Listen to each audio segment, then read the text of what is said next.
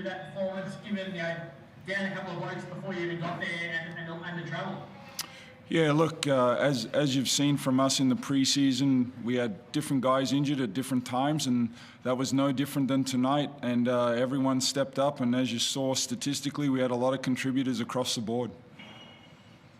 You laughed at me at the airport yesterday when I was mentioning the challenge of the travel on back-to-back games and without blokes. Is it no excuses policy that you sort of try and really implement within this group?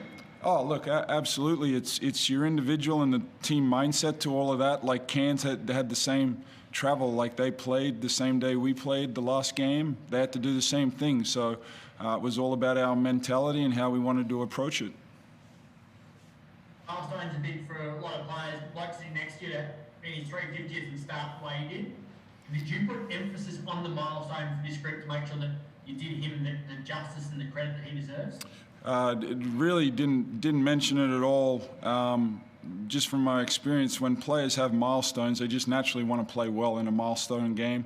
I think his teammates did a great job of getting him the ball early, and look, he capitalized by making the shots. What does he mean to this group? Talk him up while he's sitting next to you. Look, our group from top to bottom, the approach that they bring in every day. I've been fortunate enough to know him since he was about 17 years old, and just to see him mature and grow. You would probably say he hasn't shot the ball at the beginning of the season very well, but he stayed with it. Hopefully I've given him some confidence with that. And then tonight, like, it was only a matter of time before some of our shooters started making shots. And I'll tell you, it was nice to see it go through. And you see us at practice, like our guys stay behind, they put in the extra work, they put in the time and effort. So at some stage you will get rewarded.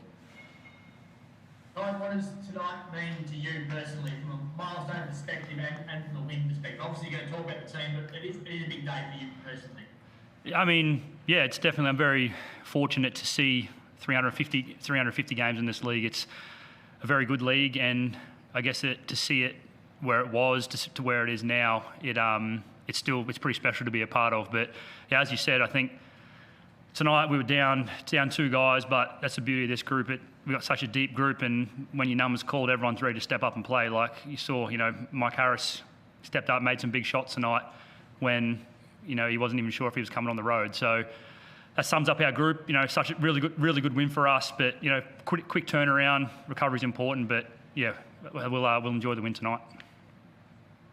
Hey, Mikey.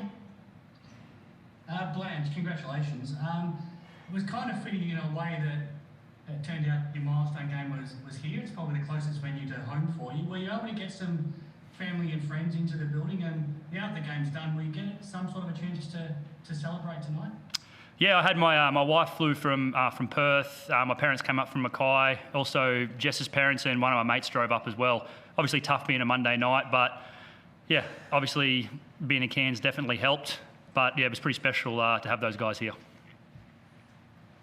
What does it mean to you to get to celebrate what you've done? I mean, you don't get much time to reflect because you turn your attention to the next game pretty quickly. But if you do get a little bit of a chance to reflect, are you pretty proud of what you've been able to do over these 350 games? Yeah, I mean, I'd be lying if I said I wasn't. It's as I said, to sort of be a part of the league. I can't exactly remember how old I was, but waking up, I was eating my Nutrigrain in the off season one time, and I saw on Fox Sports that the Crocs had folded, weren't even sure there was going to be an NBL. To sort of see where the league is now, to sort of be through that, to go through that low, and now to ride that high and be a part of this league, it's pretty special. And yeah, I'm definitely fortunate to be able to see 350 games because yeah, to be able to do this as a job and do what you love every day it's pretty special. You must be pretty excited about what this team is going to be capable of this season as well. We've seen it over the first 3 games, and now you shot the ball really well as a team tonight. You must be pretty excited. For sure, and it's this team. Our team is, as I spoke about before, the depth of this group. We can play 1 through 11, 12 if we need to. Injuries, fouls. There's a lot of factors that go into a season. It's never going to be perfect. So, yeah, to get a win like that on the road is really special. And John, just one for you. You must have been delighted in so much of what you saw out there tonight. The shots fell, but you forced them into a lot of turnovers. You were able to capitalise on that. And you had a lot of guys step up. Mitch ran the team really well. Brady played his best game. Blanchfield had a big night, Bryce had a big night, and Jesse again stepped up, and Luke Travis did what he did. Michael Harris came on and hit a couple of threes. You had so many guys step up and have really good nights. Yeah, look, ever since I got the job and started taking over this group, I've preached unselfishness, playing team, and making the best play for your teammate and giving them confidence. That's the way we approach it every day.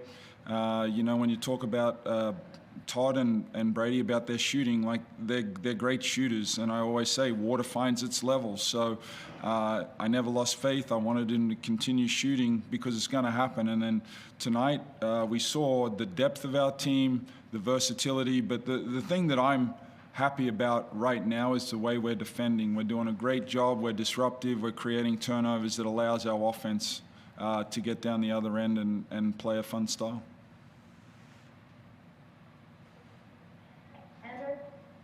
Yeah, thank you. It's Andrew Kenyon from NBL Pocket Podcast. John, just a question for you. It's picking up that mention of defence. I noticed in the third quarter at about 4 minutes, Kyle Zunic really stepped up defensively on the perimeter and just carried a hand perfectly on the ball. You seem particularly pumped up about it. Is that something you're trying to instill in the whole team? Oh, look, absolutely. But Mitch Norton and Kyle Zunic are the guys that set the tone for that. Mitch is really starting to come into his own over the last couple games with setting a presence. And then Zunic, it's great. I can get Norton out for a quick blow and Zunic comes in and picks it right up. So I think he played a great NBL 1 season. So the confidence is just carried over. And I try and keep his role pretty simple. So hopefully that helps him out when he gets out on the floor. Thanks, John. And just one for Todd. Having played now 350, do you feel like you're still, at the peak of your game? You seem to be looking pretty comfortable out there. Have you been into Jesse Wagstaff rejuvenation? Well, I tell you what, 30 feels better than 29 because I had surgery this time last year. So, body feels great. It's, every day you get to come in and do what you love and look at it, try and come in and get better somehow, whether it's recovery, shooting, whatever it might be. It's it's just a privilege to be able to come in and do that every day.